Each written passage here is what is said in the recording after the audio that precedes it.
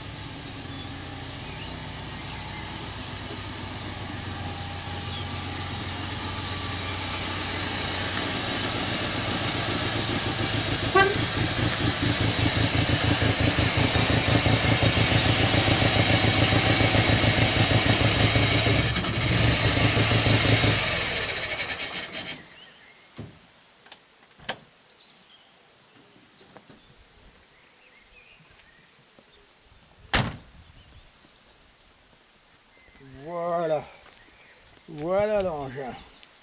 Regardez-moi un peu si cette voiture est jolie. Bon, là, je vais être obligé. Pour le moment, je la laisse comme ça. Mais dans très peu de temps, je crois que je vais gêner. Aller, elle gêne le passage, quoi. Bien. Alors voilà, déjà, une chose qu'il faut savoir, c'est que Panhard, l'établissement Panhard a fourni à sa clientèle trois types de PL17 cabriolet, trois modèles. Hein. Donc le premier modèle est sorti en 59, c'est le modèle L2. C'est suite à la carrosserie de la L1 avec le sens d'ouverture des portes à l'envers. Alors ce cabriolet-là a été fabriqué pour l'Amérique. Hein. Donc il s'en est fait très peu, hein, à peine une cinquantaine d'exemplaires. Hein. Voilà. Et vous verrez en dessous le lien là, ici, là en dessous, ici, alors, juste en dessous, je vous mettrai un lien, un L2 que j'ai vu hein, en Amérique, hein, un survivant là. Je vous mettrai le lien, vous verrez. Les gars ne connaissent pas, ils disent de cette voiture de 65, je vais laisser un petit commentaire. Enfin bref. Ensuite, Panhard a fait le L5. Donc ce modèle-là, suite à l'appel 17 L4. Alors l'appel 17 L4 est sorti en 61, mais ce modèle-là, il est de 62. Hein, voilà. Ensuite, Panhard a sorti le L8, suite au 17. Hein, au 17, donc au type L7. Hein, voilà, et après, bon, d'ailleurs, Panhard n'a jamais sorti de cabriolet au niveau 24. Hein. Tous les cabriolets que vous pouvez voir en 24, c'est tout de la bidouille. Hein. C'est de la bidouille, hein. C'est la fabrication personnelle, et voilà. Hein. Après, chacun son truc. Bon, alors, nous devons rappeler quand même que le numéro de séquence, le numéro de séquence sur le L2, le tout premier L2, hein, donc c'est le 1712R. Ce modèle-là, c'est 1712 et après il y a eu le 1722. Hein, donc je pense que celui-ci c'est le 1722. Hein, et ensuite le L8 c'est le 1734. Voilà. Bon. Alors bon, je vais vous faire voir déjà quelques incohérences qu'il y a sur cette voiture, hein, sur une voiture de 1962. Hein. Alors nous allons déjà voir. Hein. Je me déplace. Que voit-on? Déjà, on peut voir, hein, le pare-choc. Le pare-choc avant nervuré. Alors bien sûr, comme les pare-chocs non nervurés sont en voie de disparition, hein, alors on facilite les choses, on met le nervuré à la place. Hein, voilà. Bon. Alors voilà, donc ben là, ce pare-choc-là n'a rien à faire sur cette voiture. Hein, voilà. Ensuite, hein, comme on peut voir, le monogramme Panhard. Ce monogramme Panhard, c'est un monogramme de capot, là, hein, qu'on peut voir.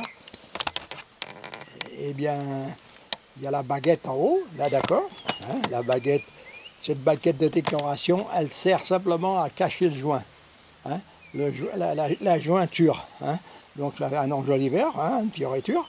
Mais le mot, le monogramme Panhard, c'est après 60, hein, après 63. Et il n'a rien à faire, si vous voulez, sur cette voiture. Hein.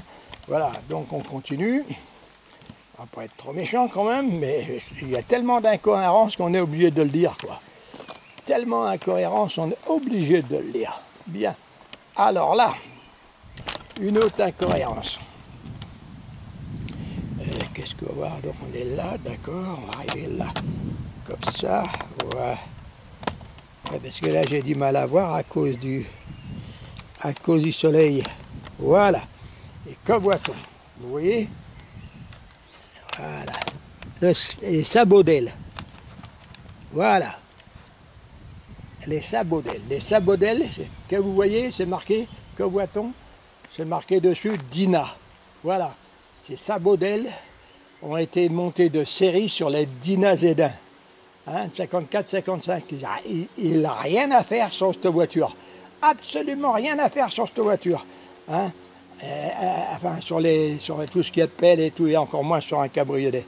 Hein, voilà. Bon, ça c'est un peu, c'est des détails, mais ça vraiment, ça a son importance sur ce genre de voiture. Ensuite, ça m'ennuie, hein, parce que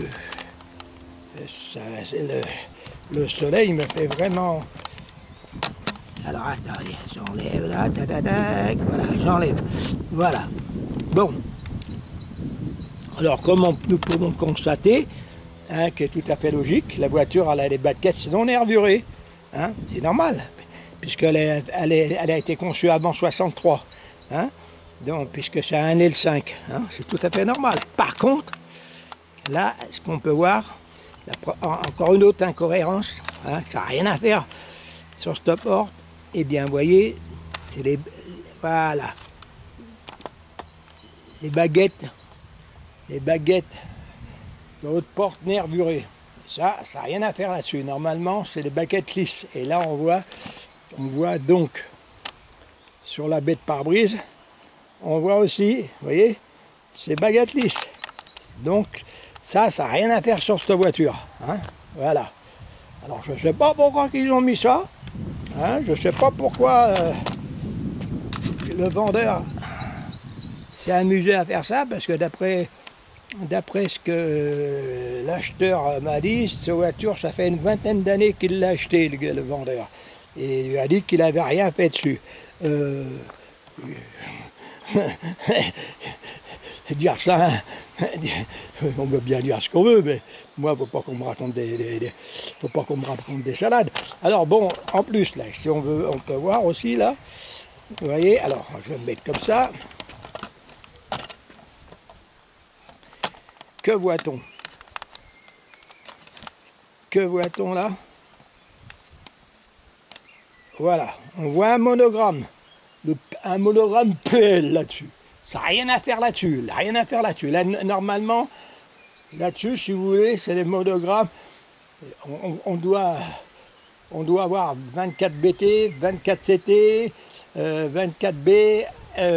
Alors après PL17 et aussi L7, hein, pas L7, pardon, 17B, 17 BT, hein, mais ce monogramme-là n'a rien à faire dessus. sur cette voiture. Après, je vais tourner. Dadadang. Je tourne, je tourne, je tourne.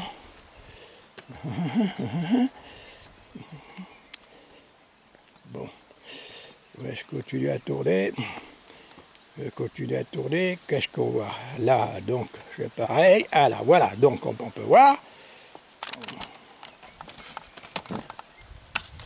J'enlève le... Voilà. Là, on voit bien sûr PL17 Tigre. Hein, c'est normal.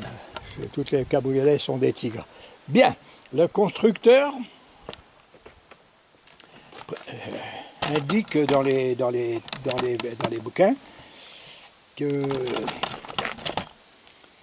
la teinte de cette voiture en 62 est blanc. Hein, est blanche quoi, la carrosserie. La capote noire, c'est tout à fait normal. Et le cuir rouge. Bon, ok. Nous allons voir un peu. Mais avant d'aller voir, on va détailler un peu la teinte extérieure. Que voit-on? Hein, que voit-on? On voit un cabriolet, on voit bicolore. Vous voyez? Cette voiture est bicolore. Le carrossier qui a fait ça, c'est pas un carrossier de métier, quoi. Hein, c'est pas un carrossier de métier, parce que vous voyez, on voit là. Alors, je vais vous faire voir là. Je vais avancer un peu. Voilà. On voit l'aile là. Regardez la couleur de là. L'aile, les bas de caisse. Hein, le bas de caisse. Et la bête pare-brise. Hein, vous voyez, c'est la même couleur. Et si vous regardez là, la porte et le capot, ils sont plus clairs. Hein, vous voyez? Voilà. Alors là, une telle peinture sur, sur ce genre de carrosserie, c'est vraiment, et on voit bien, hein, faut pas qu'on dise que c'est du... Regardez comment c'est flagrant là. Hein, faut pas qu'on dise, ouais, c'est le soleil et tout le bazar. Hein. Là, si vous regardez, vous voyez là, tac, tac, identique, la teinte, et là, un peu plus vert. Hein, donc, il y a un peu plus de jaune dedans. Hein, il y a un peu plus de jaune et l'autre, il y a un peu plus de rouge. Là, il y a eu un petit peu plus de rouge, et là, un peu plus de jaune. Donc, vous voyez, c'est pas beau. Hein, c'est vraiment pas beau. Bon, voilà. Alors là, je vais vous dire une chose. Il faut refaire une peinture totale, quoi. Hein, il faut faire une peinture totale. Alors bon, on va regarder donc l'intérieur. On va regarder l'intérieur. Voilà.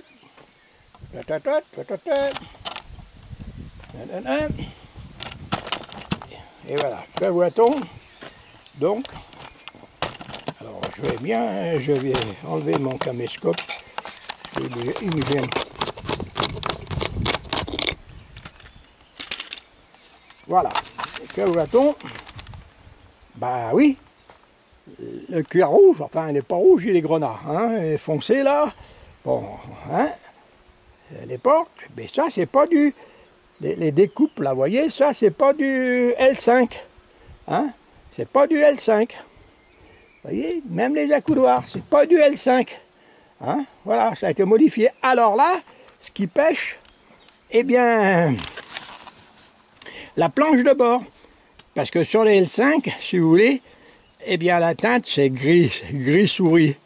Hein, parce que normalement, si on démarre de la Dyna Z1, hein, la Dyna Z1, ils ont fait des planches de bord, tableau, volant et tout, en gris vert, excusez-moi, en gris vert. Et gris mais tendance sur du vert, hein, vraiment tendance sur le vert, hein, pour rapporter le vert, le vert Dyna, hein, d'origine, hein, voilà. Ensuite, sur les Z1, la Z1 seconde génération et puis la Z12 et tout, c'est gris clair, hein, c'est un gris très clair, hein, avec planche de bord et tout. Et ensuite, si vous voulez, Hein, la Dyna Z, Dyna, oui, la Dyna Z euh, 12, voilà. Oulolo. Dyna Z12, première génération, c'est toujours pareil, hein, c'est gris clair. Hein, gris clair. La Dyna Z12, deuxième génération, c'est ivoire. Hein, la planche de bois à ivoire. Dyna Z16, donc il s'en est sorti en un an seulement. Donc c'est en ivoire. Là, la planche de bois en ivoire. La Dyna, la PL17L1. Hein, donc c'est ivoire. La PL17L4, c'est gris clair. Vous voyez? Enfin, un gris souris, on va dire, pas gris clair, c'est gris souris. Hein? Et après, on a les PL17L7, RLMax et Confort, eh bien, c'est en gris anthracite, comme ça. Hein? Donc, cet intérieur, cette teinte n'a rien à faire dans cette voiture. Hein? Voilà, n'a rien à faire dans cette voiture. Hein? Voilà.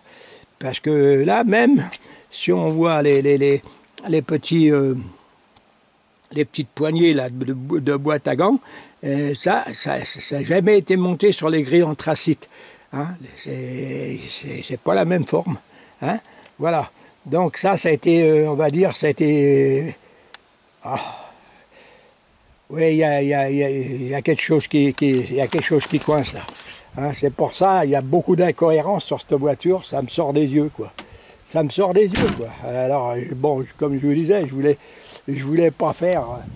Alors, attendez, je voulais pas faire cette présentation commentée parce que ça me sort des yeux, quoi. Bon, alors, ce que je vais faire, donc, je vais raccrocher le caméscope, là, et puis on va essayer de la mettre en route. Hein?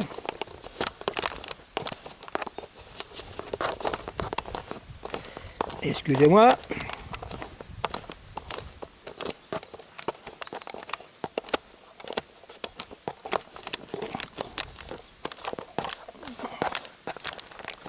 Ah ouais, c'est un truc. Voilà. Qu'est-ce qu'on voit là? Que je regarde. Oui, est-ce qu'on voit là?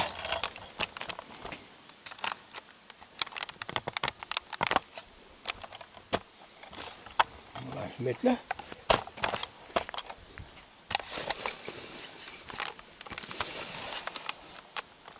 J'arrive pas à tomber, j'arrive pas à descendre là. Alors, on va tourner le pied là.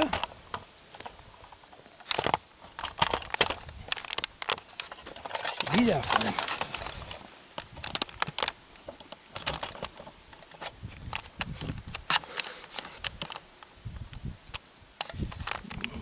Hein? Bon, enfin, c'est pas grave, on va laisser comme ça, il y a un petit problème. Ouais. Alors donc, je vais vous laisser, je vais essayer de la mettre en route. Ah oui, alors je disais, donc on m'a apporté cette voiture parce que notre ami Olivier a acheté, et puis bon, c'est tout à fait normal qu'ils reprennent la route avec un engin comme ça, c'est pas pour rester dans les garages. Hein? Vous êtes d'accord avec moi, une telle voiture, ça doit faire pour rouler, quoi, surtout un cabriolet, en plus il fait beau, quoi. Et là, bon, bah, il prend la voiture, il fait 300-400 km et badaboum, quoi. Hein, le moteur, il passe à travers, quoi. Enfin, il passe à travers. Il y a un gros problème, gros problème. Alors, bon, moi, je vais voir,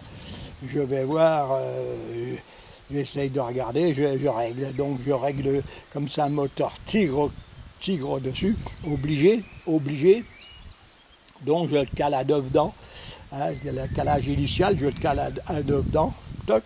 Eh bien calé, on contrôle tout, allez, on met en route, et la voiture elle tourne vraiment, elle démarre, mais vraiment mal au ralenti, quoi, vous voyez, vraiment mal au ralenti. Alors ce que je fais, eh ben je remets d'avance, je remets de l'avance, et comment je veux dire, la capsule à dépresseur a bien touché le carburateur, vous voyez ce que je veux dire, pour que ça puisse tourner, donc vraiment du bidouillage, hein.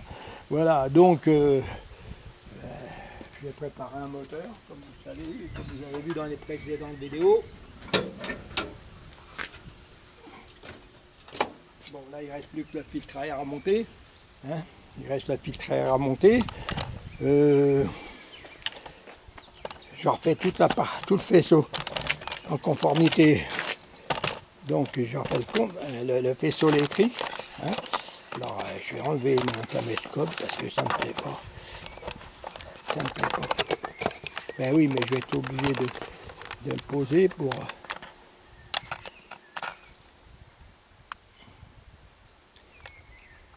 Oui, donc je disais, je refais, on est en contre-jour, c'est normal, parce que le soleil...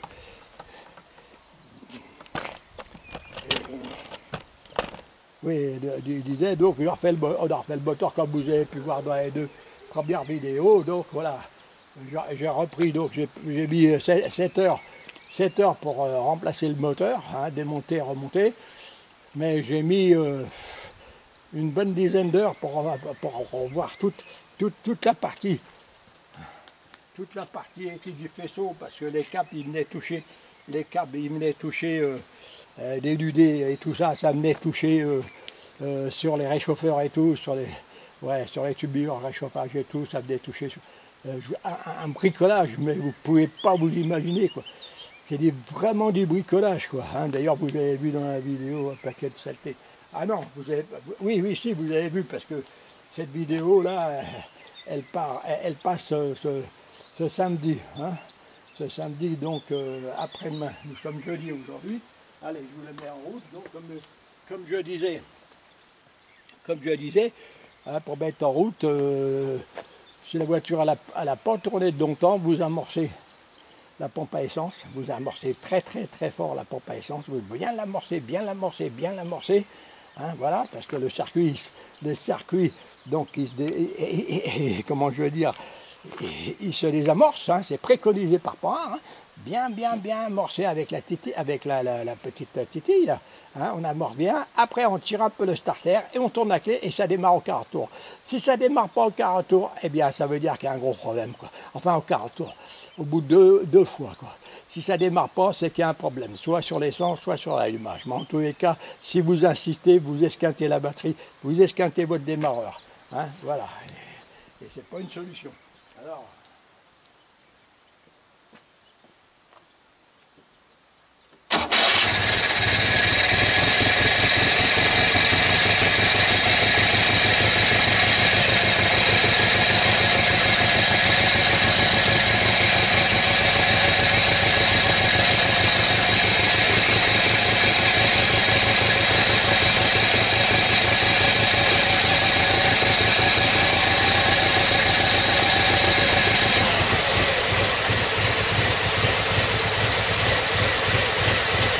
il y avait un tout petit peu de starter, d'où le... Alors ça veut dire, vous voyez, quand le moteur est flotte comme ça veut dire qu'il est bien accroché, hein, sur ces blocs élastiques, bien accroché sur la biellette en tout, bien accroché sur l'échappement central, et bien accroché à silencieux arrière. Voilà. Voilà. Si... Vous voyez, le moteur qui joue comme ça, hein, voilà. Bon, il vient de l'arrêter.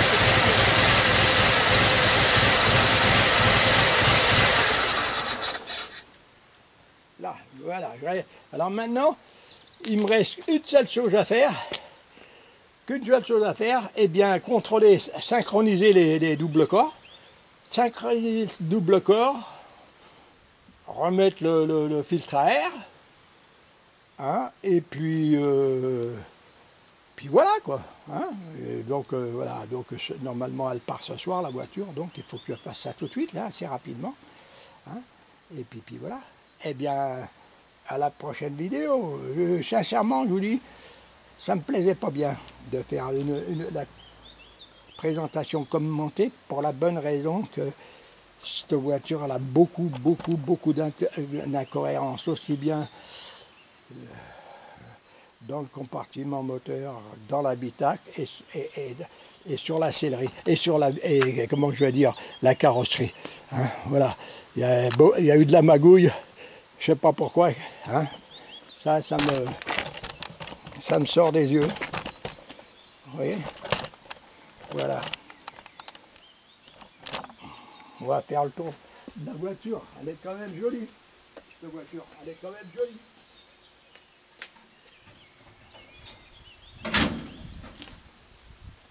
Elle est quand même très jolie cette voiture. Hein? Regardez si c'est joli quand même. Sérieux. Sérieux. Hein? Très rare. Alors oui, je disais, donc les L2, ils s'en ont fait une cinquantaine. Hein? Une petite cinquantaine. Hein? Pas, je crois que c'est 40-45, je crois qu'ils s'en est fait. Hein? Donc il en reste très peu. Et ce modèle-là, il s'en est fait un petit peu plus de 150. Hein? Et c'est pareil, hein? Il en reste très peu, quoi. Hein? Voilà. Ça vaut quand même le coup de, comment je vais dire, de bichonner, quoi. Mais de toute façon, je vous assure, c'est que cette voiture, elle est tombée en bonne main, en très bonne main. Voilà. Regardez si elle est jolie.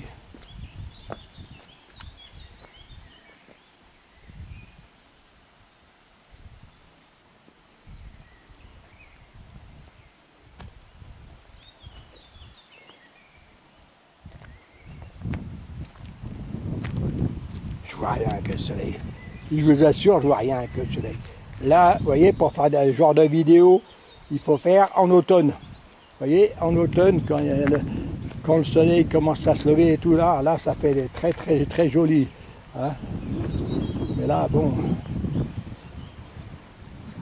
Bien, et ben, sur ce, on va dire à la prochaine vidéo.